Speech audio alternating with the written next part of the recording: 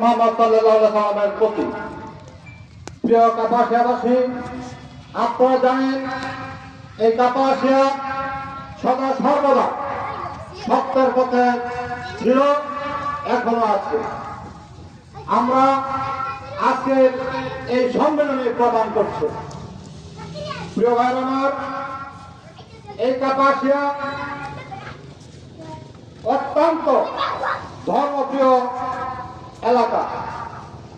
আজকে আপনাদের কাছে বলতে চাই, ইতিপূর্বে যারা রাষ্ট্রীয় ক্ষমতায় ছিল তারা এদেশের সন্ত্রাস ছাড়া আর কিছুই দিতে পারেনি।